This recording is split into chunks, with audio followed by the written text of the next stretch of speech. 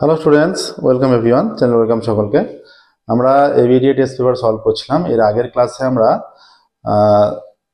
862 পেজের ম্যাথের question solve করেছি। আজকের ক্লাসে আমরা 885 পেজ, দেখো ABDA test paper math solution মাধ্যমিক 2025, পেজ নাম্বার 885। আজকের ক্লাসে আমরা 885 পেজের ম্যাথের কোশ্চেন সলভ করব। ঠিক আছে, প্রত্যেকদিন আমাদের নতুন ক্লাস পাবলিশ করা হয়। মাধ্যমিক পরীক্ষাদের জন্য আমরা ম্যাথের বই সম্পূর্ণরূপে সলভ করে দিয়েছি।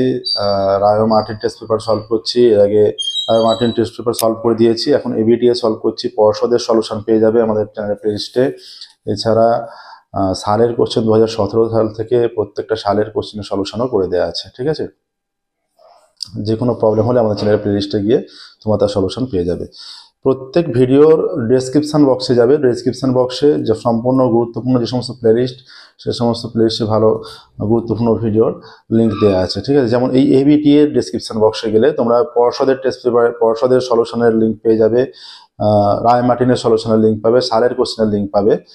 তাছাড়া ওইখানের ডেসক্রিপশনে গেলেও এই সমস্ত এই দিকের ভিডিওরও লিঙ্ক পেয়ে যাবে। ঠিক আছে, ক্লাস 10 ছাড়া ক্লাস 9, 11, 12 ম্যাথের সম্পূর্ণ সলিউশন আমাদের করে দেওয়া আছে। ঠিক আছে, তো শুরু করছি আজকের ক্লাস। দেখো, প্রত্যেক দিনের মতো আমরা আজকের ক্লাসও আমাদের কিছু শুভাকাঙ্ক্ষী স্টুডেন্টের নাম নেব, যারা আমাদের চ্যানেলের উন্নতির জন্য বিভিন্ন সাজেশন দেয়। ঠিক আছে, তো আজকের ক্লাস শুরু করছি। দেখো, একের দাগের 1 থেকে। একের দাগের 1 বলেছে যে হরিশ ও রাকেশ একটি ব্যবসা শুরু করেন। হরিশ 7,000 টাকা 9 মাসের জন্য, আর রাকেশ এটা হবে 1200 আছে, 1200টা 12,000 হবে। তাহলে তাদের 1 মাসের হিসেবে মূলধন অনুপাত নির্ণয় করছি। 7,000 টাকা 9 মাসের জন্য, মানে 7,000 × 9 এটা হচ্ছে হরিশের 1 মাসের হিসেবে মূলধন। আর রাকেশের যেটা 1 মাসের হিসেবে মূলধন হয়ে যাবে 12,000 টাকা, সেটা হচ্ছে 7 মাসের জন্য। 3টে করে শূন্য যদি আমরা তুলে দিই, হয়ে যাচ্ছে 7 9 63। আচ্ছা, এখানে 7 আরো 3টে করে শূন্য 7,000 দিয়ে ভাগ করে দিচ্ছি। কত থেকে যাবে? আমরা 7,000 দিয়ে যদি ভাগ করে দিই, এটা থেকে যাবে 9:12, তার মানে 3:4। ঠিক আছে, 3:4 হয়ে গেল। এবার বছরের শেষে লাভ কত বলেছে? বছরের শেষে লাভ বলেছে 2,730। যদি ব্যবসায় মোট লাভ হয় এত, হরিশের লাভ্যাংশ কত? হরিশের আনুপাতিক মান যেটা প্রথমটা, তাহলে হরিশের লাভ কত হবে? এই যে 3/7 × 2,730, এত টাকা। তাহলে 7 দিয়ে কাটলে 3 7 21, 6 63, 7 9 63, 7 9 63, 9 হয়ে যাবে এখানে শূন্য। তাহলে 0 3 9 27 7, 0 3 9 27 7, হাতে 2, 3 3 9 আর 2 11, 1170 টাকা হয়ে যাচ্ছে। কোন অপশনে আছে? দেখো, এটা আছে অপশন ডি তে আছে 1170 টাকা। অপশন ডি, 1170 টাকা। 2 কি বলেছে? বলেছে 2√3/5 প্লাস √108।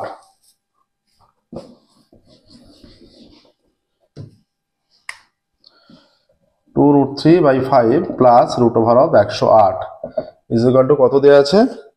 দেওয়া আছে x√3, x এর মান x√3 আছে। ঠিক আছে, এখানে দেখো কি করবো, আমাদের করণীয় যেটা 108কে ভাঙতে হবে। 108কে 3 দিয়ে হলে 3 36, আবার 3 দিয়ে হলে 3 12, আবার 3 দিয়ে হলে 3 4, 4টা 2 2। তাহলে দেখো, এই দুটো 3 রুটের মধ্যে হবে, দুটো 2 রুটের মধ্যে হবে। দুটো 2 এর জন্য একটা 2 বেরোবে, দুটো 3 এর জন্য একটা 3 বেরোবে। তাহলে এইটা হয়ে যাচ্ছে 2/3, এই 2 এর 5 √3, আর প্লাস এইটা 3 দুগুণে 6 √3 হয়ে যাবে। এটা এই একটা √3 ভেতরে থেকে যাচ্ছে, ইজ ইকুয়াল টু x√3। তাহলে তুলনা করলে কমন নিলে হয়ে যাচ্ছে 2/5 প্লাস 6 √3। √3 কমন নিলে 2/5 আর 6 পড়ে থাকছে, ইজ ইকুয়াল টু x√3। এইটা সিম্পলিফাই করলে 5, 2 প্লাস 5 6 30, এত √3 ইজ ইকুয়াল টু x√3। তাহলে উভয় দিক তুলনা করলে x ইজ ইকুয়াল টু 32/5 চলে আসছে। দেখো, x ইজ ইকুয়াল টু 32/5। প্রসেসটা দেখে নাও ভালো করে। আমাদের যেটা আসছে x ইজ ইকুয়াল টু 32/5, কোন অপশনে আছে? অপশন সি তে আছে। Option C 32/5, option C 32/5। ঠিক আছে, অপশন সি তে আছে 32/5। এবার দেখো এখানে কি বলে দিয়েছে, অপশন সি 32/5। এর পরেরটা যেটা বলেছে, এর পরের 885 পেজে সলভ করছে। এরপরে দেখো 3এরটা কি বলা আছে? 3এরটা বলা আছে যে ও কেন্দ্রবৃত্তে ABCD দুটি সমান দৈর্ঘ্যের জ্যা।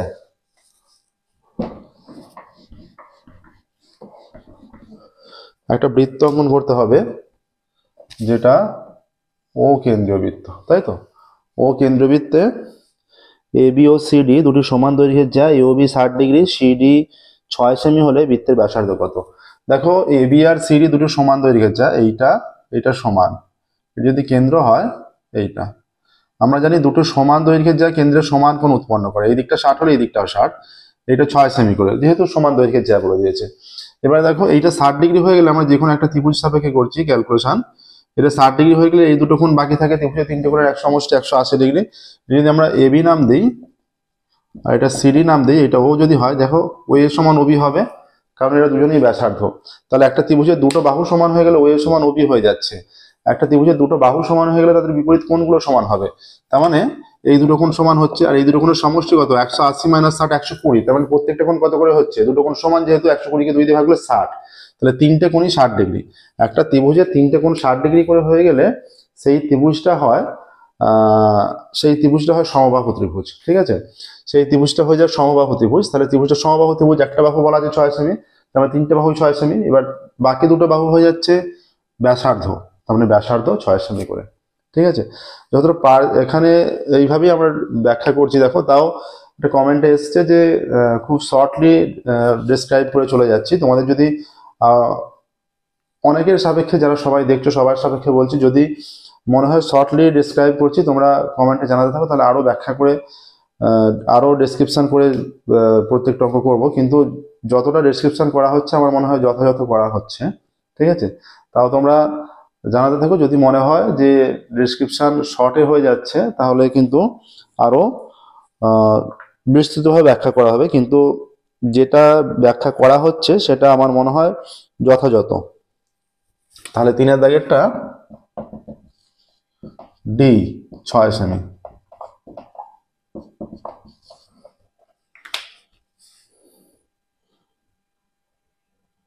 নেক্সট দেখো 4-এরটা কি বলেছে। সূর্যের উন্নতি কোণ 60 ডিগ্রি এবং সুতোর দৈর্ঘ্য 20√3। এইরকম 60 ডিগ্রি, 60 ডিগ্রি হলে এইরকম হবে, ছায়াটা কম হবে, আর এটা 20√3 হয়ে যাবে। ঠিক আছে, আচ্ছা কি বলা আছে দেখো, এটা বলে দেওয়া আছে। তাহলে ঘুড়িটি মাটি থেকে কত উচ্চতায় আছে?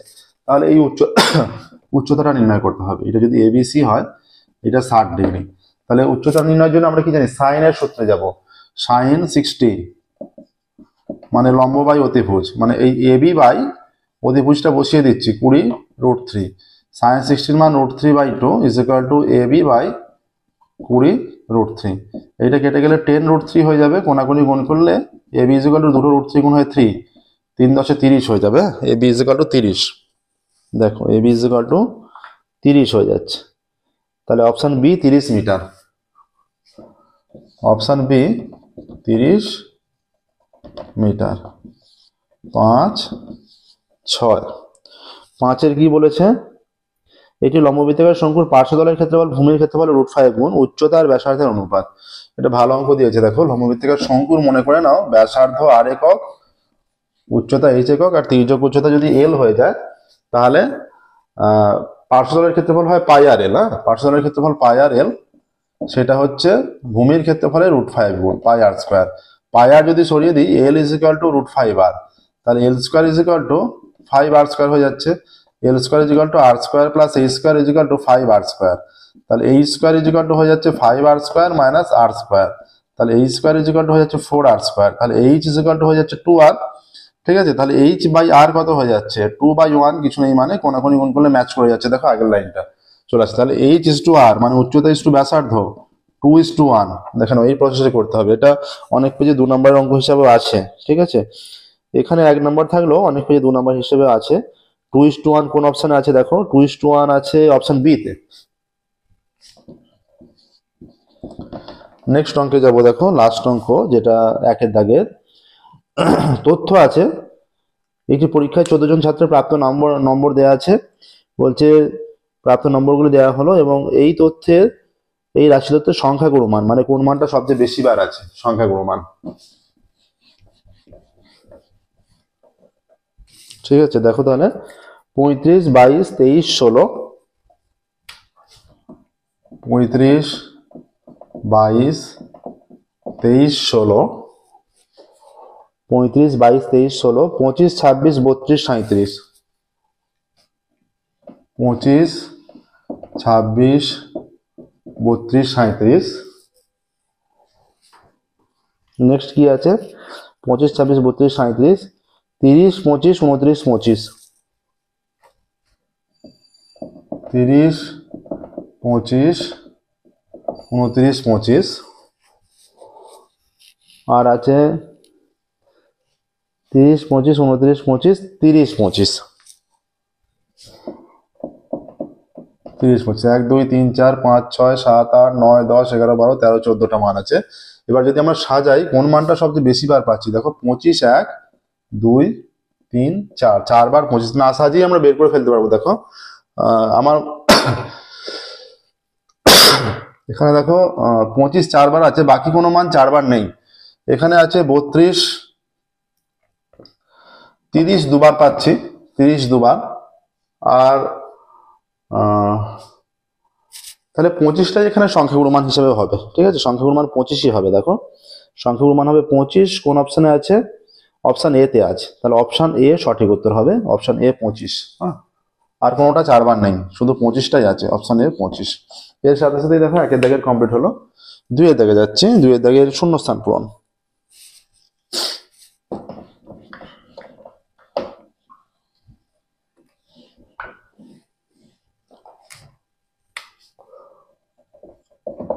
দুইয়ের দাগের কি বলেছে দেখো, বলেছে যে দ্বিঘাত সমীকরণে দুটি বীজ 1 আর -2 সেই সমীকরণটি হলো।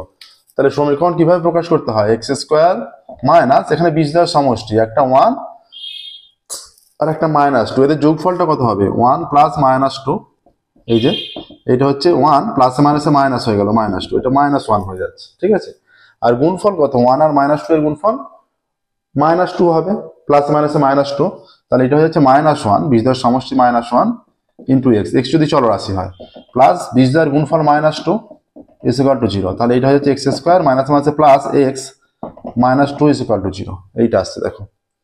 তাহলে x square plus x -2 is equal two 0 সমীকরণটি, এইটা লেখো, x square plus x -2 is equal two 0।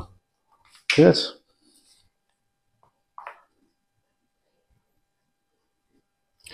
Next দেখো কি বলেছে, নির্দিষ্ট পরিমাণ টাকার বার্ষিক নির্দিষ্ট শতকরা সুদে 1 বছরের চক্রবৃদ্ধি সুদের পরিমাণ এবং সরল সুদের পরিমাণ ড্যাশ হবে।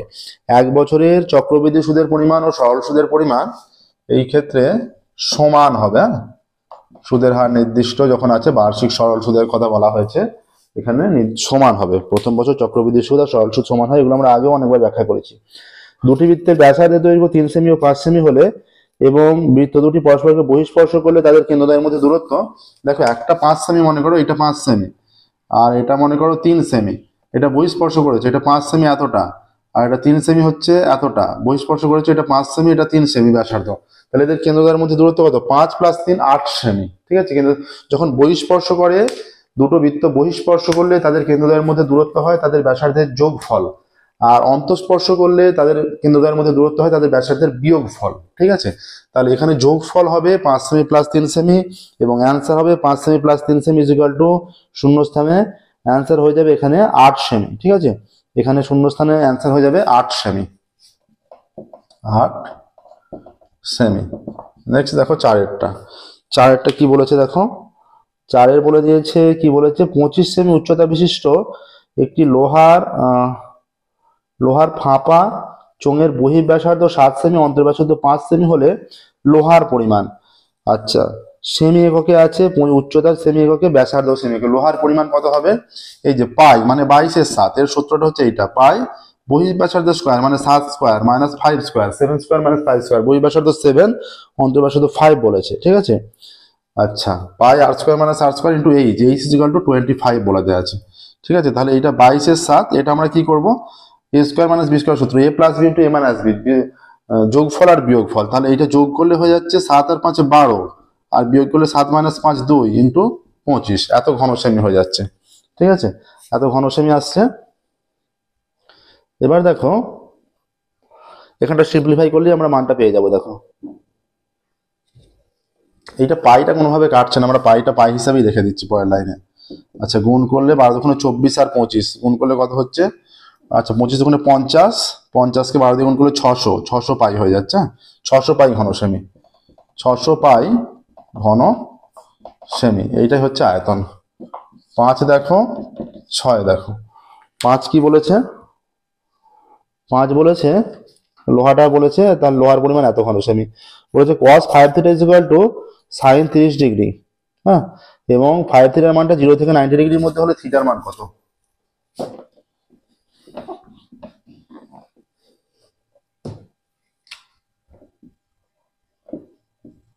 cos 5 θ কত? sin 30, এবং 5 θ মানটা 90 ডিগ্রির চেয়ে ছোট, তাহলে এখানে সহজভাবেই হয়ে যাবে cos 5 θ sin 30, তাই তো? তাহলে cos 5 θ sin 30 এর মান কত?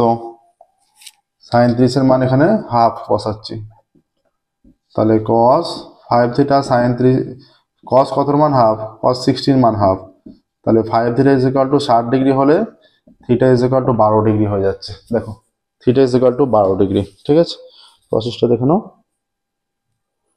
থিটা আমাদের অ্যান্সার চলে আসছে 12 ডিগ্রি। আর যদি রেডিয়ানে প্রকাশ করা হয় তাহলে পাই বাই বি, এটা তাহলে এখানে 12 ডিগ্রি লিখে দেবে। ঠিক আছে, 12 ডিগ্রি হয়ে যাচ্ছে। নেক্সট কি বলেছে? বলেছে x1 x2 xn n সংখ্যক গড় x বার হলে kx1 kx2 সহজ অঙ্ক। kxn এর গড় কত? তাহলে x1 x2 xn এর গড় x বার, তাহলে x বার x1 plus x2 plus xn by n। তাহলে এই গড়টা কত?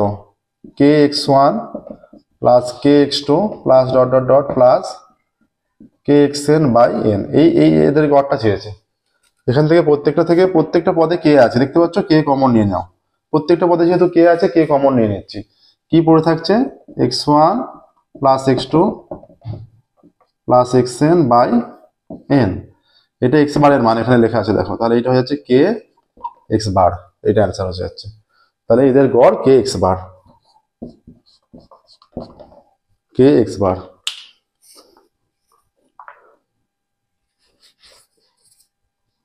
দেখো প্রসেসটা, কে এক্স বার অ্যান্সার চলে আসছে। ঠিক আছে, এবার দেখো আমরা যাব সত্য মিথ্যায়।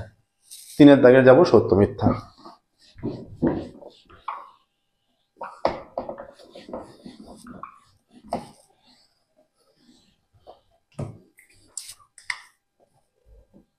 তিনের দাগের 1 থেকে। ঠিক আছে, 3 দাগের 1 কি বলেছে? 3 দাগের 1 বলা আছে r/2% সরল সুদের হারে 2p টাকা টি বছরের সুদ আসলে দেয়া আছে 2p প্লাস PRT বাই 200 দেয়া আছে। এটা সত্য না মিথ্যা হবে? দেখো, r/2% হারে 2p টাকার টি বছরের, তাহলে r/2% হারে 2p টাকার r/2% হারে 2p টাকার টি বছরের সুদ, এইটা বাই 100 হয়ে যাবে। এটা সুদ, এটা কেটে গেল, তার মানে চলে আসছে PRT বাই 100।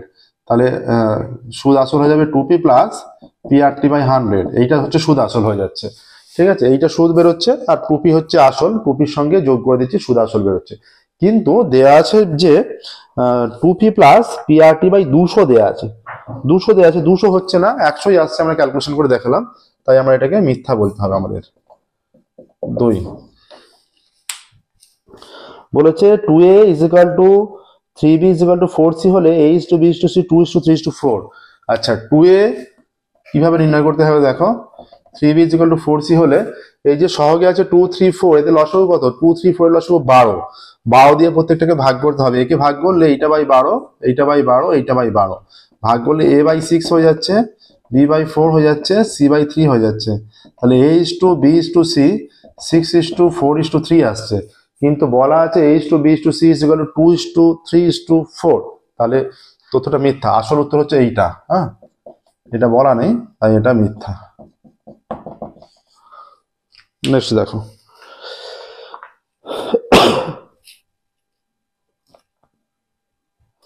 নেক্সট বলেছে 3টি অসমরেখ বিন্দু দিয়ে অসংখ্য বৃত্ত আঁকা যায়। 3টি অসমরেখ বিন্দু দিয়ে অসংখ্য বৃত্ত আঁকা যায় বলেছে, কিন্তু মনে রাখবে 3টি অসমরেখ বৃত্ত দিয়ে কেবলমাত্র একটি বৃত্ত অঙ্কন করা যায়। তাহলে এটাও মিথ্যা। পরপর 3টাই মিথ্যা হয়ে গেল। চারেরটা দেখো, চারেরটা বলেছে sine square 6 square 18 minus cot square 72 সরলতম মান 1। এটা সিম্পলিফাই করে দেখি। 6 square 18 minus cot square 72, 6 square 18 degree minus cot square 72 degree, 6 square 18 degree minus কট 72 মানে আমার হচ্ছে কট 90 minus 18 is equal two 6 square 18 degree minus caught 90 minus theta tan 18। ঠিক আছে, কট 90 minus theta tan 18, তাহলে 6 square theta minus tan square theta কত হয় 1 হয়ে যায়, তাহলে এটা হয়ে গেল 1। সরলতম মান 1ই বলা আছে এটা, তাহলে এটা সত্য বলতে হবে। ঠিক আছে, এটা সত্য হয়ে যাচ্ছে। 5 আর 6 বাকি আছে। 5-এর কি বলেছে দেখো, 5-এর বলে দিয়েছে যে একটি গোলকের ব্যাসার্ধ দ্বিগুণ করলে গোলকের আয়তন প্রথম গোলকের আয়তনের দ্বিগুণ হবে। দেখো একটি গোলকের ব্যাসার্ধ মনে করো r একক, তখন গোলকের আয়তন হয়ে যাচ্ছে 4/3 পাই r কিউব। এবার ব্যাসার্ধ r কে যদি দ্বিগুণ করে দিই 2r করে দিই, তখন আয়তন কত হয়ে যাচ্ছে 4/3 পাই ইন্টু 2r তার কিউব। এর ঘন একক, দুটোর ইউনিট হবে ঘন একক। তাহলে এখানে হয়ে যাচ্ছে 4/3 পাই 2r এর কিউব হচ্ছে 8r কিউব। 2r এর কিউব মানে 2rটা 3 বার গুণ হবে, 3 বার 2r গুণ করলে 3 বার r গুণ করলে r কিউব হয়ে যাচ্ছে, আর 3টে 2 গুণ করলে 8 হয়ে যাচ্ছে, তাহলে 8r কিউব। তাহলে এইটা হয়ে যাচ্ছে 8 ইন্টু 4/3 পাই r কিউব। তাহলে এই সংখ্যাটা এখানে আছে, এখানে আছে, এর আগে একটা 8 গুণ হয়ে যাচ্ছে, তার মানে 8 গুণ হয়ে যাচ্ছে। ঠিক আছে, এখানে 8 গুণ হয়ে যাচ্ছে, কিন্তু এখানে বলা আছে দ্বিগুণ হবে, দ্বিগুণ হবে বলা আছে, তাই যে তথ্য দেওয়া আছে সেটা মিথ্যা। ঠিক আছে, এরপর দেখো কি বলেছে, একটা মধ্যমা একটা তথ্য আছে 2 3 9 10 9 3 9, তথ্যের মধ্যমার মান 10। এটা দেখেই বোঝা যাচ্ছে ভুল বা মিথ্যা। কারণ কি আছে 2 3 9 10 9 3 9 এরকম আছে। এই তথ্যের মধ্যমা বলেছে, মধ্যমার জন্য আমাদের ছোট থেকে বড় আকারে সাজিয়ে নিতে হয়। 2 3 9 10 9 3 9 7টা মান। তাহলে মধ্যমা নির্ণয়ের জন্য সাজাবো যেটা 7টা মান 2 3 3 9 9 9 10। তাহলে এদিকে 3টে মান, এদিকে 3টে মান, 9 মধ্যমা, কিন্তু বলা আছে 10 মধ্যমা হচ্ছে 9, কিন্তু বলা আছে 10, তাই এটাও মিথ্যা। ঠিক আছে, নেক্সট দেখো, এবার 4-এর দিকে যাচ্ছি। 2 নম্বর করে যেগুলো আছে, এবার 4-এর দিকে যাব। 4-এর দাগের 1-এর, 4-এর দাগের 1-এর বলা আছে r% চক্রবৃদ্ধি হার সুদে কোনো মূলধন 8 বছরে দ্বিগুণ হলে 4 গুণ হবে কত বছরে? আচ্ছা, চক্রবৃদ্ধি সুদের হার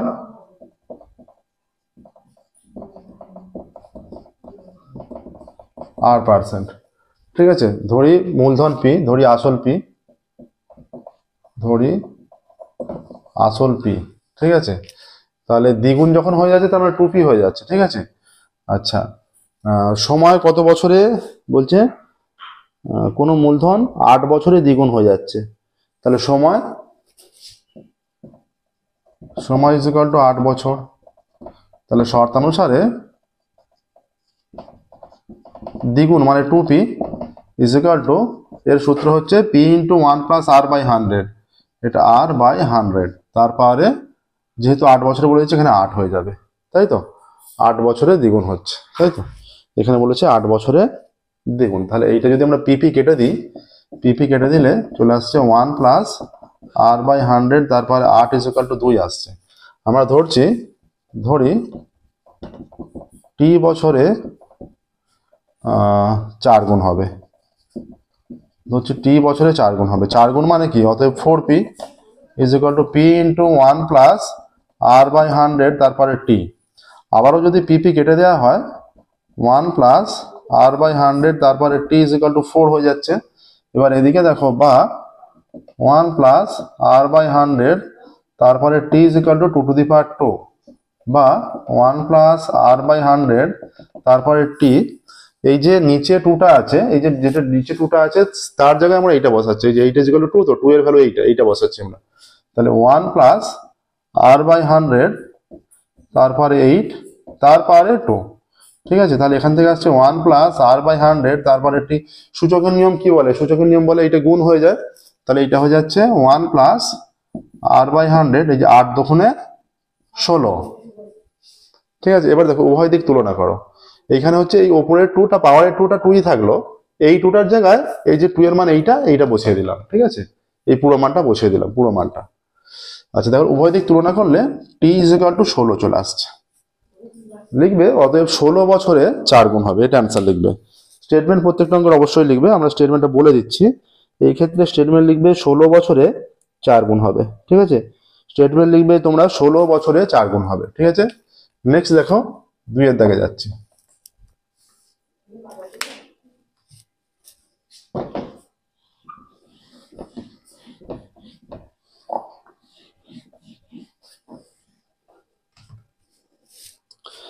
এবার বলেছে একটি অংশীদারি ব্যবসায় 3 জনের মূলধন অনুপাত 3:5:8।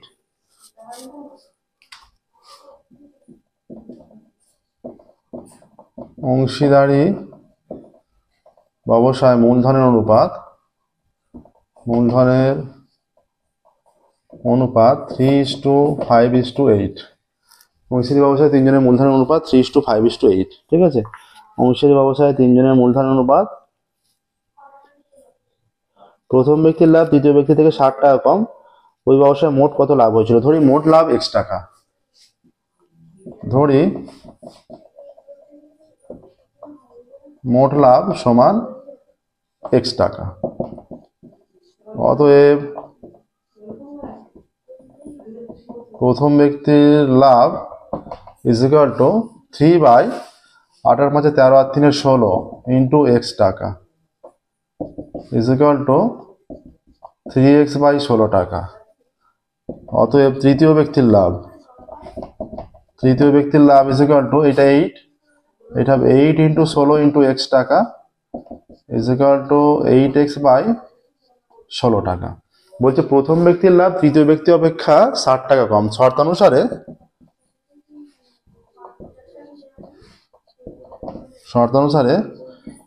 8x/16 minus 3x/16 is equal two 60, বা 16 লসাগু 8x minus 3x is equal two 60। ঠিক আছে, বা তাহলে এখানে হয়ে যাচ্ছে 5x/16 ইজ ইকুয়াল টু 60, বা x ইজ ইকুয়াল টু কত? 60 ইন্টু 16/5।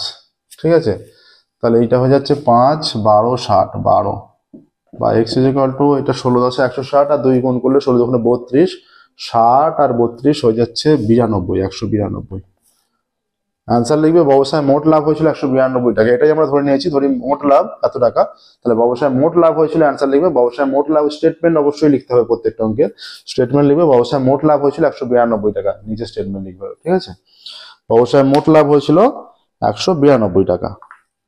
এবার 3-এরটায় যাবো আমরা। 3-এরটা দেখো।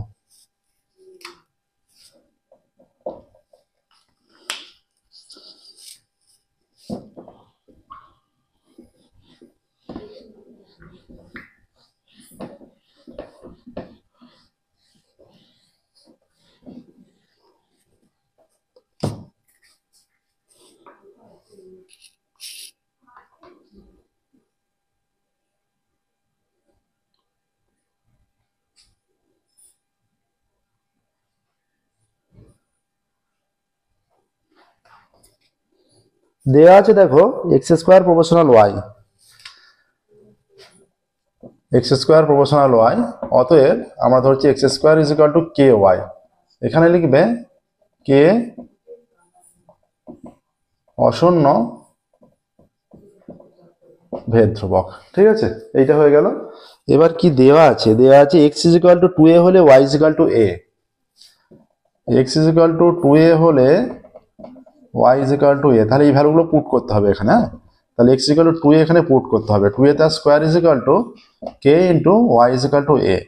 তাহলে 2a তার স্কোয়ার মানে কি 4a² is equal two ka, বা k ইজ ইকুয়াল টু কত? এটা হয়ে যাচ্ছে 4a²/a, বা k ইজ ইকুয়াল টু, এটা কেটে গেলে 4a হবে নিশ্চয়ই, তাহলে 4a হয়ে যাচ্ছে। এই মানটা যদি ব্যাকে আমরা বসিয়ে দিই, অতএব আমরা পাবো x² ইজ ইকুয়াল টু, এই যে k এর জায়গায় 4a বসিয়ে দিই, 4ay। এটা হচ্ছে x আর y এর মধ্যে সম্পর্ক পাচ্ছি। কি দেখাতে বলেছে? যে দেখা হচ্ছে এটাই আমরা দেখাতে পাচ্ছি। তাহলে এখানে লিখে দেবে প্রমাণিত। ঠিক আছে, দেখে নাও প্রসেসটা। এটা কিন্তু সহজ অঙ্ক দিয়েছে তুলনামূলকভাবে, আগের অঙ্কগুলো হচ্ছে বেশ সহজ। নেক্সট দেখো, এবার 4 দাগে যাচ্ছি আমরা।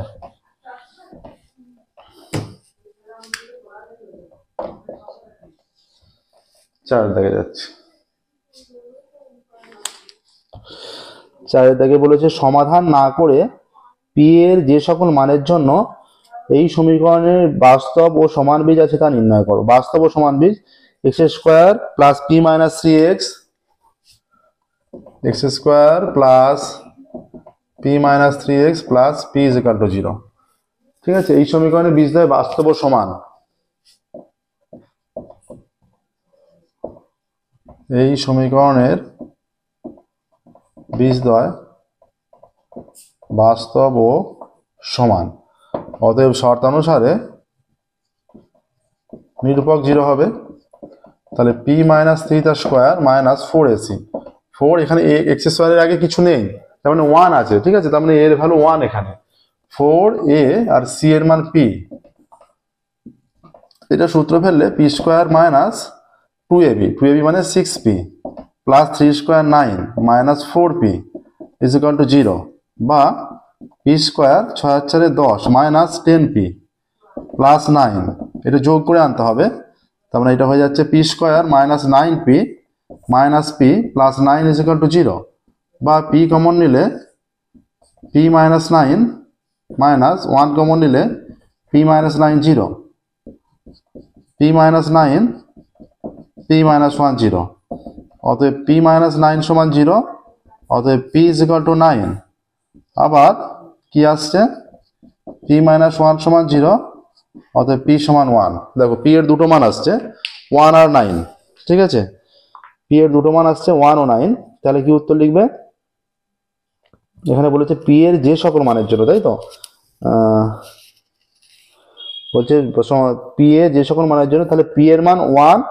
দেখো p এর মান হবে 1,9, অ্যান্সার লিখবে p এর মান হবে 1,9। ঠিক আছে, p এর মান হবে 1,9। দেখো 4 দাগের হয়ে গেল। নেক্সট আমরা 5 দাগে যাব। প্রসেসটা দেখে নাও, ঠিক এইভাবে করতে হবে।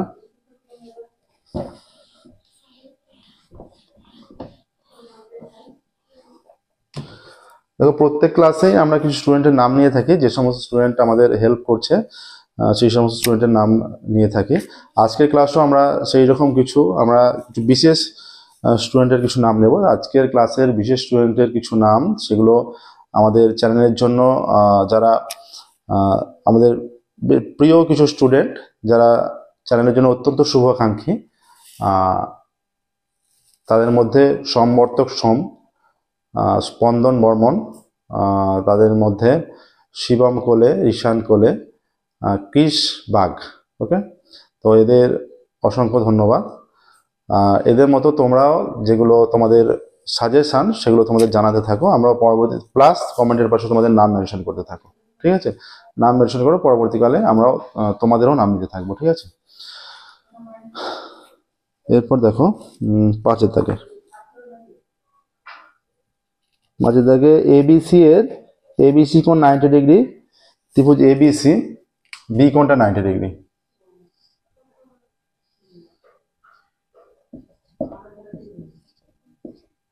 বি কোণ 90 ডিগ্রি। এবি 5 সেমি, বিসি 12 সেমি হলে ত্রিভুজের পরিব্যাসার্ধ। এবি 5 সেমি, এটা 5 বলা আছে, আর এটা 12 বলা আছে, 5 সেমি 12 সেমি। তাহলে এসি কত? এখানে দেখো ত্রিভুজ এবিসি এর,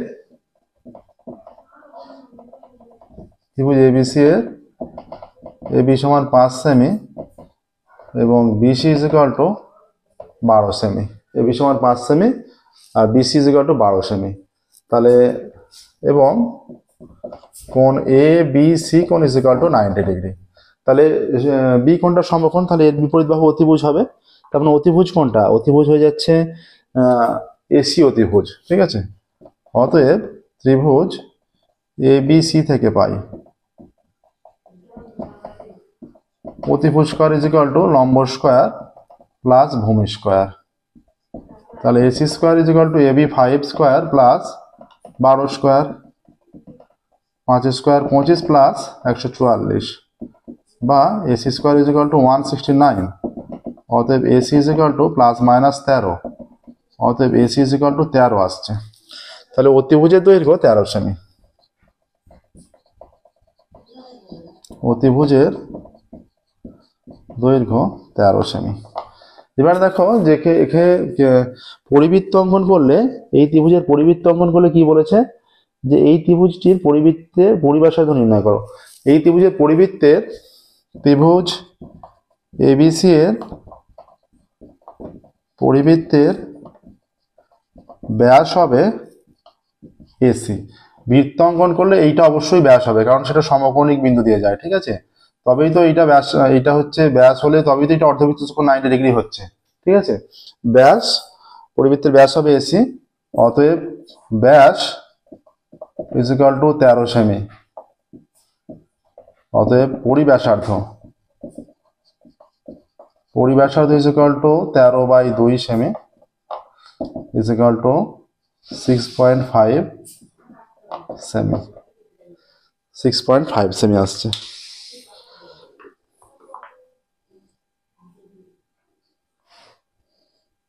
স্টেটমেন্ট লিখবে যে ত্রিভুজ এবিসি এর পরিব্যাসার্ধ 6.5 সেমি, ত্রিভুজ এবিসি এর পরিব্যাসার্ধ 6.5 সেমি, এটা স্টেটমেন্ট লিখবে। ত্রিভুজ এবিসি এর পরিব্যাসার্ধ 6.5 সেমি, স্টেটমেন্ট অবশ্যই লিখবে। নেক্সট দেখো 6 এর দাগে,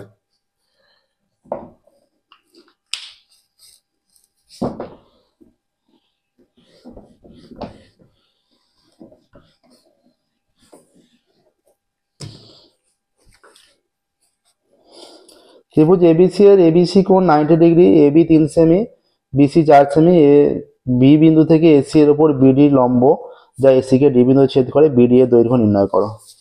সহজ অঙ্ক দিয়েছে এইটা।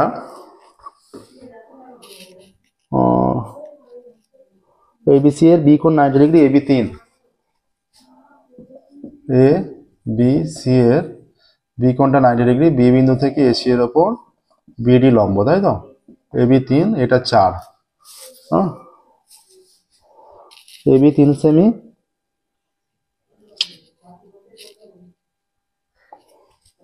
বিসি 4 সেমি, বি বিন্দু থেকে এসি বাহুর ওপর বিডি লম্ব যা এসি কে ডি বিন্দুতে ছেদ করে, বিডি এর দৈর্ঘ্য। দেখো ত্রিভুজ এবিসি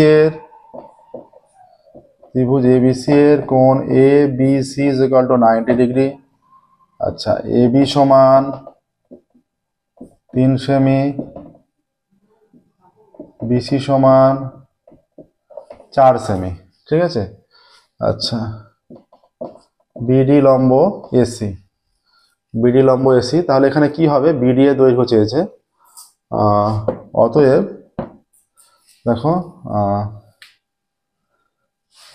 এই দুটো ত্রিভুজ যদি আমরা নিয়ে নিই, এবার এই ত্রিভুজ এ বি সি সমকোণী ত্রিভুজ থেকে পাই, সমকোণী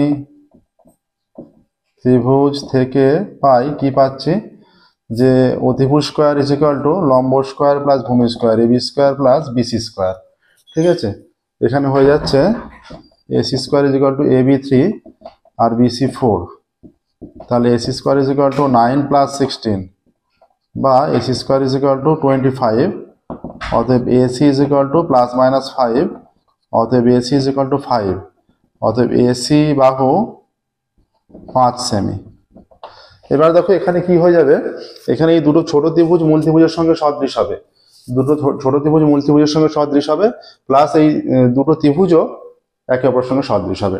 আমরা এখানে যে কোনো একটা বড় ত্রিভুজটা এবং যে কোনো একটা ছোট ত্রিভুজ নিচ্ছি, হ্যাঁ? ত্রিভুজ এ বি সি ও ত্রিভুজ এ বি ডি সদৃশ, অতএব এ বি সি এর দেখো এই 90 ডিগ্রি বিপরীত বাহু হচ্ছে এসি, আচ্ছা, আর এবি ডি বলেছি, এখানে এর বিপরীত বাহু হচ্ছে বিবি, ঠিক আছে?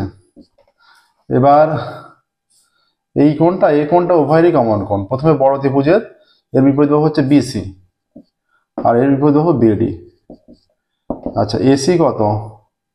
এসি নির্ণয় করেছি 5, এবি 3, বিসি কত? বিসি 4, বিডি অজানা, অতএব 5 into BD is equal to 3 4 12, অতএব বিডি ইজ ইকাল টু 12/5, অতএব বিডি ইজ ইকাল টু 5 দুগুণে 10, 4 5 20, অতএব বিডি বাহুর দৈর্ঘ্য লিখবে 2.4 semi. BD is equal to 2.4 এলো, দেখো এই প্রসেস করবে এবং লিখবে বিডি বাহুর দৈর্ঘ্য 2.4 সেমি। এক্সাক্ট এই প্রসেস করতে হবে। আমরা স্টেটমেন্ট লিখছি না, স্টেটমেন্ট বলে দিচ্ছি, কিন্তু তোমরা স্টেটমেন্ট অবশ্যই লিখবে, ঠিক আছে। নেক্সট দেখো, এটা হয়ে গেল। এবার 7 দাগের হবে।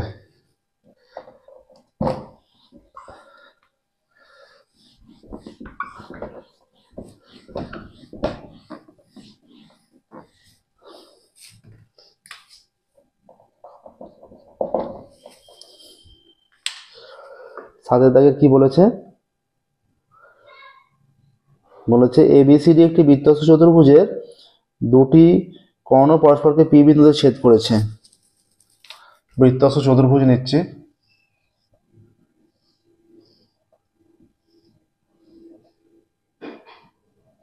এই একটা কর্ণ, এই একটা কর্ণ, এটা পি বিন্দু। এ বি সি ডি বৃত্তস্থ চতুর্ভুজের দুটি কর্ণ পরস্পরকে পি বিন্দুতে ছেদ করেছে। আর কি বলা আছে? A P B 120। আচ্ছা, এটা অঙ্কনটা সেইভাবে নিতে হতো, এ পি বি 120, এটা দূরে নিলে এইরকম আসছে। আমরা একটু অঙ্কনটা এইভাবে নিচ্ছি, বিন্দুটা এই জায়গায় না নিয়ে, যে যাতে এটা 120 ডিগ্রি মতো বোঝায় সেইভাবে নিচ্ছি। বি বিন্দুটা এইখানে নিচ্ছি, ঠিক আছে। বি বিন্দুটা এইখানে নিলে এইটা এরকম আসছে, এটা এরকম গিয়ে এটা এরকম অ্যাড হচ্ছে, এরকম অ্যাড হওয়ার সাথে সাথে এইটা এরকম, এটা এরকম হলে এই কোণটা মোটামুটি একটু বড় দেখাচ্ছে, ঠিক আছে। এপিবি 120। আর কি হয়ে যাচ্ছে? আর সিবিডি 60, সিবিডি 60, এইটা 60, এইটা 120 আর এটা 60, ঠিক আছে। আচ্ছা,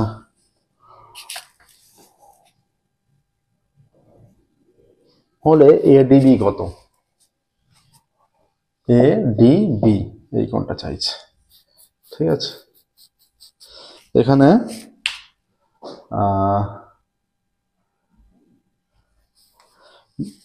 ও কেন্দ্র বলা আছে। এবিসিডি বৃত্তস্থ চতুর্ভুজে দুটি কর্ণ পি বিন্দুতে ছেদ করেছে, দুটো কর্ণ পি বিন্দুতে ছেদ করেছে, এপিবি 120, এপিবি 120, এবিসিডি বৃত্তস্থ চতুর্ভুজে দুটি কর্ণ। আচ্ছা, অঙ্কনটা আমরা একটু এইভাবে নিচ্ছি, দেখো যদি এইভাবে নিই, এই একটা কর্ণ, এই একটা কর্ণ, এইটা এবি সিডি পি বিন্দুতে ছেদ করেছে।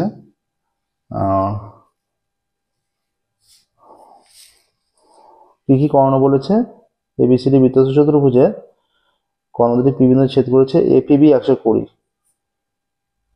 A B CD. আছে এ বি সিডিটা, এটা এ বি সিডি দিতে হবে, পরপর নাম হতে হবে।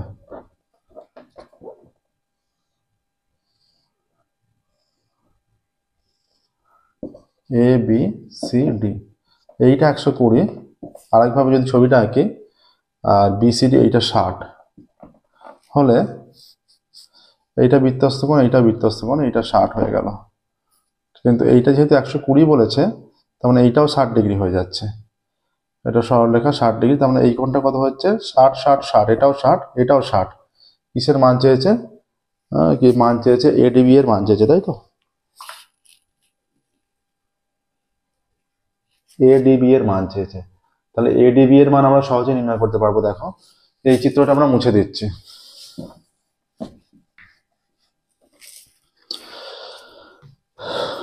এখানে দেয়া আছে, দেখো এবিসিডি বৃত্তস্থ চতুর্ভুজের দুটি কর্ণ পি বিন্দুতে ছেদ করেছে। এবিসিডি বৃত্তস্থ চতুর্ভুজের এসি ও বিডি কর্ণ দুটি পি বিন্দুতে ছেদ করেছে, ঠিক আছে। কর্ণ দুটি পি বিন্দুতে ছেদ করেছে। আচ্ছা, প্রদত্ত কোণ এ পি বি সমান 120 এবং কোণ সিবিডি সমান 60, ঠিক আছে। সিবিডি সমান 60। এবার দেখো অতএব কোণ বিপিসি কত হবে, যেহেতু এইটা 120, এটা পুরোটা তো 180 সরল কোণ একদিকটা, তাহলে তার মধ্যে এতটা আমরা জানি 120, তাহলে এই কোণটা কত হবে, বাকি কোণটা হচ্ছে 180 minus 120, 180 minus 120 is equal two 60 degree. এইটা 60 ডিগ্রি পেয়ে যাচ্ছি, ঠিক আছে, এটা 60 ডিগ্রি পেয়ে যাচ্ছি। এবার দেখো ত্রিভুজ বিপিসি এর, অতএব ত্রিভুজ বিপিসি এর দুটো কোণ জানা, একটা কোণ অজানা, কোণ BCP is equal two 180 minus এই দুটোর সমষ্টি 60 plus 60 is equal two 180 minus 120 is equal two 60 degree হয়ে যাচ্ছে। তাহলে এই কোণটা হয়ে গেল 60 ডিগ্রি, ঠিক আছে, এইটা 60 ডিগ্রি হয়ে গেল। এবার দেখো যে এবি বৃত্তচাপের সাপেক্ষে, এবি বৃত্তচাপের সাপেক্ষে কোণ এসিবি ও কোণ এডিবি একই বৃত্তাংশস্থ কোণ, একই বৃত্তাংশস্থ কোণ, দুটো একই বৃত্তাংশস্থ কোণ, তাহলে দুটো কোণের মান সমান হবে। হ্যাঁ, অতএব তাহলে এই কোণটা হচ্ছে বিসিপি, মানে এই কোণটা হচ্ছে বিসিএ, ঠিক আছে, বা এসিবি, অতএব কোণ এসিবি সমান ADB is equal two 60 degree, 60 degree করে হবে, ঠিক আছে। তাহলে অতএব অ্যান্সার লিখবে যে এডিবি কোণের মান 60 ডিগ্রি, ঠিক আছে, এখানে উত্তর লিখবে কোণ এডিবি এর মান, কোণ এডিবি এর মান 60 ডিগ্রি। দেখো এই প্রসেসটা করতে হবে, 8 দাগে যাচ্ছে।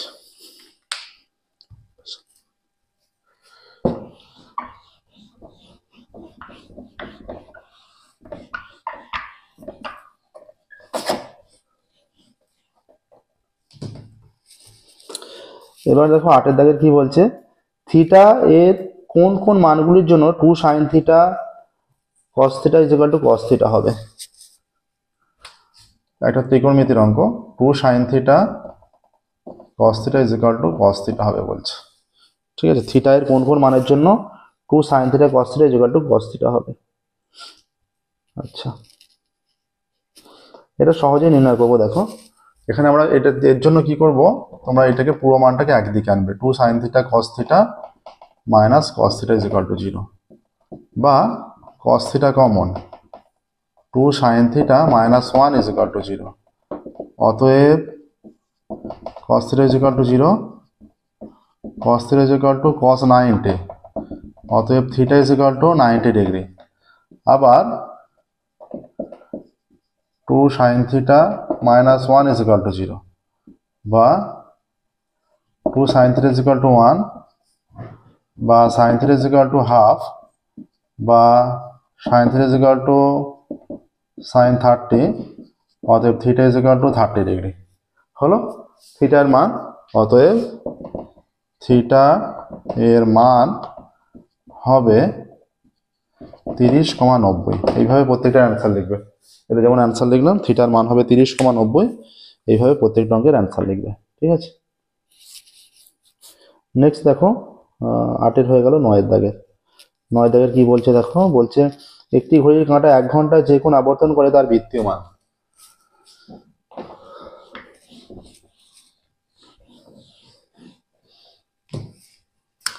একটি ঘড়ির কাঁটা 1 ঘন্টা আবর্তন করছে, কতটা, তার বৃত্তীয় মান চাইছে, তাই তো।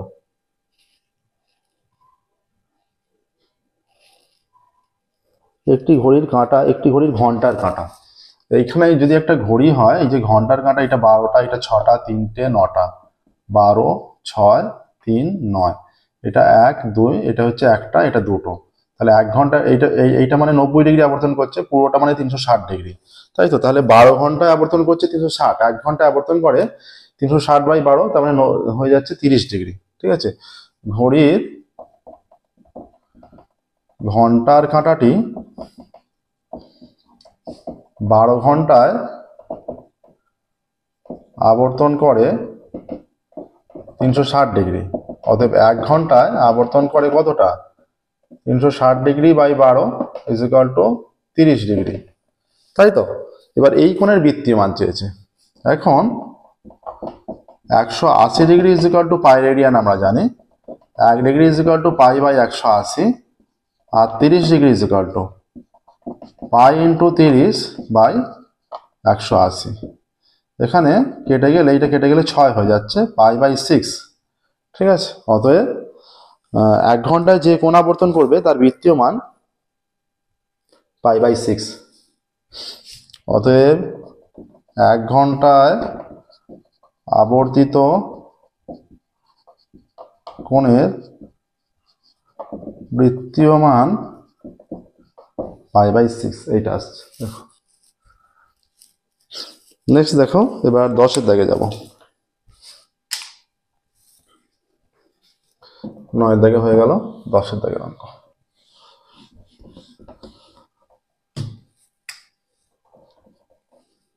দশের দাগের কি বলেছে দেখো, একটি লম্ববৃত্তাকার শঙ্কুর উচ্চতা 12 সেমি, আয়তন 100 পাই হলে শঙ্কুর তির্যক উচ্চতা কত? তির্যক উচ্চতা চেয়েছে। লম্ববৃত্তাকার শঙ্কুর উচ্চতা 12 সেমি, আয়তন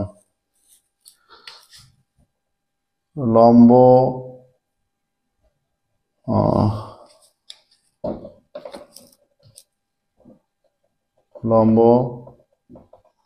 বৃত্তাকার শঙ্কুর উচ্চতা সমান 12 সেমি। ধরি লম্ব বৃত্তাকার শঙ্কুর ব্যাসার্ধ ইজ ইকুয়াল টু 8 সেমি। অতএব লম্ব বৃত্তাকার শঙ্কুর আয়তন is equal to 1/3 pi R square into 12 সেমি is equal to 4 pi R square. এত সেমি হবে না, এটা হবে ঘন সেমি। হ্যাঁ, এটা কেটে গেলে 4 হয়ে যাচ্ছে, 4 পাই আর স্কোয়ার ঘন সেমি। ঠিক আছে, 4 পাই আর স্কোয়ার ঘন সেমি আসছে। এবার দেখো 4 পাই আর স্কোয়ার ঘন সেমি, এবার এটা বলা আছে 100 পাই, তাহলে হয়ে যাবে শর্তানুসারে। অতএব শর্তানুসারে কি হবে, শর্তানুসারে এইটা ইজ ইকুয়াল টু 100 পাই। অতএব চেয়েছে কিন্তু তির্যক উচ্চতা, শর্তানুসারে 4 pi R square is equal two 100 পাই। আমরা এখান থেকে আর এর মানটা পেয়ে গেলেই এল এর মানটা পেয়ে যাবো, কারণ একটা শঙ্কু, সেটা হচ্ছে এইটা শঙ্কুর, এই যে ব্যাসার্ধ, এইটা উচ্চতা এইচ, এটা তির্যক উচ্চতা এল, এইটা ব্যাসার্ধ, এই যে তির্যক উচ্চতা হচ্ছে l, l is equal to root over of r square plus h square, বা এটাও লেখা যেতে পারে l square is equal to r square plus h square, যে কোনো একটা লিখলেই হবে, এটি সম্পর্ক গঠন করে। এখান থেকে যদি আমরা 4 পাই উভয় সাইড কেটে দিই, তাহলে আর স্কোয়ার ইজ ইকুয়াল টু 25 পড়ে থাকবে। ঠিক আছে, 4 পাই কেটে দিলে আর স্কোয়ার ইজ ইকুয়াল টু 25। এবার দেখো এখান থেকে তাহলে আর ইজ ইকুয়াল টু হয়ে যাচ্ছে প্লাস মাইনাস 5, অতএব আর ইজ ইকুয়াল টু 5, বা তাহলে শঙ্কুর ভূমির ব্যাসার্ধ, অতএব শঙ্কুর ভূমির ব্যাসার্ধ ইজ ইকুয়াল টু 5 সেমি। ঠিক আছে, এবার সূত্রটা প্রয়োগ করো। অতএব তির্যক উচ্চতা চেয়েছে রুট ওভার অফ এই যে 12 স্কোয়ার প্লাস 5 স্কোয়ার এত সেমি। ঠিক আছে, এটা লিখলে এখানে করে দিচ্ছি সমান রুট ওভার অফ 144 প্লাস 25 সেমি, রুট ওভার অফ 169 সেমি is equal to plus minus 13 সেমি ইজ ইকুয়াল টু 13 সেমি। শঙ্কুর তির্যক উচ্চতা 13 সেমি চলে এলো। দেখো শঙ্কুর তির্যক উচ্চতা 13 সেমি। ঠিক আছে, নেক্সট দেখো এবার 10-এরটায়, 10-এর হয়ে গেল 11টায়। আচ্ছা দেখে নাও, প্রসেসটা দেখে নাও। তারপরটা বলেছে কি বলা আছে, একটি আয়তাকার ঘরের দৈর্ঘ্য প্রস্থ উচ্চতা যথাক্রমে এক্স ওয়াই জেড একক। আচ্ছা, আরো সম্পর্ক দেওয়া আছে দুটো, ঘরটির মধ্যে যে বৃহত্তম দণ্ড রাখা যাবে তার দৈর্ঘ্য কত হবে। একটা আয়তঘনাকৃতি ঘরের মধ্যে যে বৃহত্তম দণ্ড রাখা যায় সেটা হচ্ছে তার কর্ণ বরাবর, তার মানে কার কর্ণটা নির্ণয় করতে হবে, কর্ণ বরাবর রাখা হয়। ঠিক আছে, আচ্ছা আয়তঘনাকৃতি ঘরের দৈর্ঘ্য, আয়তঘনাকৃতি ঘরের দৈর্ঘ্য, আয়ত ঘনাকৃতি ঘরের দৈর্ঘ্য সমান এক্স একক, আয়তঘনাকৃতি ঘরের প্রস্থ ইজ ইকুয়াল টু ওয়াই একক আয়তক্ষেত্রের ক্ষেত্রে ঘরের উচ্চতা ইজ ইকুয়াল টু জেড একক, তাই তো? তাহলে এবং কি দেয়া আছে, আবার সম্পর্ক দেয়া আছে, দেখো সম্পর্ক দেয়া আছে এখানে X plus Y plus Z 25, X plus Y plus Z is equal to 25 এবং X Y plus Y Z plus Z X is equal to কত দেয়া আছে 240.5, 240.5। তাহলে এইটাকে যদি আমরা অতএব বর্গ করি উভয় দিকে, z the square is equal to 25 square, অতএব x square plus Y square plus Z square plus 2xy plus 2yz plus 2zx is equal to 25 25 625, বা x square plus Y square plus Z square plus 2 common নিলে xy plus yz plus zx is equal to 625, বা x square plus Y square plus Z square is equal to না plus plus 2 into এইটা 240.5, এটা কিন্তু into এটা দশমিক, হ্যাঁ 625, বা x square plus Y square plus Z square plus কত হয়ে যাবে 240.5কে 2 দিয়ে গুণ করলে 481 হয়ে যাচ্ছে, ইজ ইকুয়াল টু 625, তাই তো? এইটা আসছে, বা x square plus Y square plus Z square 625 minus 481, বা x square plus Y square plus Z square is equal to 625 minus 481, 1 কয় 5 4 5 8 কয় 12 4 12 হাতে 1 4 5 144, অতএব root over of X square plus Y square plus Z square is equal to plus minus 12 উভয় দিকে root করে root over of X square plus Y square plus Z square is equal to 12 আসছে। এইটা কিসের সূত্র? এইটা হচ্ছে কর্ণ নির্ণয়ের সূত্র। আয়তঘনাকৃতির ক্ষেত্রের কর্ণ হচ্ছে রুট ওভার অফ দৈর্ঘ্য স্কোয়ার প্লাস প্রস্থ স্কোয়ার প্লাস উচ্চতা স্কোয়ার, এগুলো দৈর্ঘ্য প্রস্থ উচ্চতা বলা আছে, তাহলে কর্ণের দৈর্ঘ্য 12, ঠিক আছে? অতএব আয়তঘনাকৃতি ঘরের কর্ণ, অতএব বা কর্ণের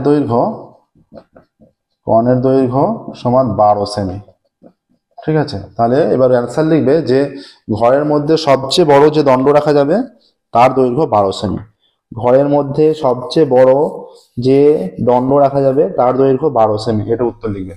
প্রত্যেকটা অঙ্কের উত্তর অবশ্যই লিখবে, এই যে আমরা উত্তর বলে দিচ্ছি, ঘরের মধ্যে সবচেয়ে বড় যে দণ্ড রাখা যাবে তার দৈর্ঘ্য 12 সেমি। প্রসেসটা হবে এইটা, ভালো করে দেখো। নেক্সট দেখো এই পেজের লাস্ট অঙ্ক, 885 পেজের লাস্ট অঙ্ক। তাহলে এই পেজে 36 নম্বর কমপ্লিট হবে। দেয়া আছে প্রথম 2n+1 সংখ্যক ক্রমিক স্বাভাবিক সংখ্যার মধ্যবর্তী সংখ্যা n+103/3 হলে n এর মান। এটা সহজ অঙ্ক দিয়েছে।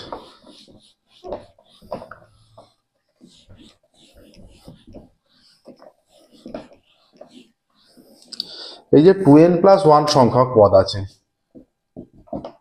এখানে, তার মানে কি এটা বিজোড় সংখ্যক পদ আছে, কারণ এখানে 2 বসাও, 2 দুগুণে 4 একে 5, 5 বিজোড় সংখ্যা, 3 বসাও, 3 দুগুণে 6 একে 7, 4 বসাও, 4 দুগুণে 8 একে 9, যাই বসাবে বিজোড় সংখ্যা আসবে, ঠিক আছে? 2n+1 সংখ্যক মোট পদ, অর্থাৎ বিজোড় সংখ্যক পদ, বিজোড় সংখ্যক মোট পদ, তাই তো?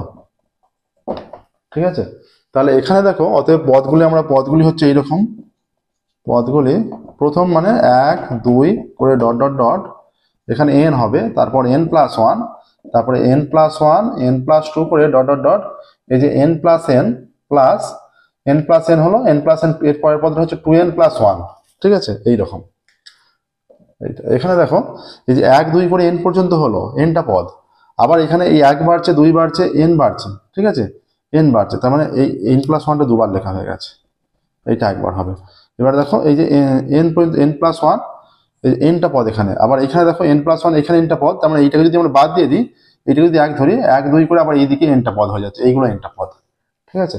এই যে এইখানে nটা পদ, এখান থেকে এইটা nটা পদ, ভালো করে দেখো, আবার এটা মুছছে, আবারও বলছি, এই যে nটা পদ হয়ে গেল, ঠিক আছে? n পর্যন্ত nটা পদ, আবার 1 থেকে শুরু করে এখানে n, তার মানে এইটা nটা পদ হয়ে গেল, তাহলে এই পদটা এক্সট্রা, তাই তো? আমরা এই প্রথম পদটা বাদ দিয়ে শেষের পদটা নিয়ে নিচ্ছি। যেমন এই দিকটা কটা পদ আছে, তাহলে এন পদটা, মানে এই যে এনটা পদ ছিল প্রথমেরটা বাদ দিলাম, শেষেরটা নিলাম, এনটা পদই থেকে গেল। তাহলে এই দিকে এনটা পদ, এই দিকে এনটা পদ, এইটা মাঝের পদ, ঠিক আছে? অতএব n+1 তম পদটি, এই কথাটা রিপিট শুনতে পারবে তোমরা ব্যাক করে, হ্যাঁ, অসুবিধা হলে ব্যাক করে এসে রিপিট শুনবে, দেখবে নিশ্চয়ই বুঝতে পারবে যেটা বললাম। অতএব n+1 পদটি মধ্যপদ, সেটাই মধ্যমা, ছোট থেকে বড় সাজানো হয়েছে।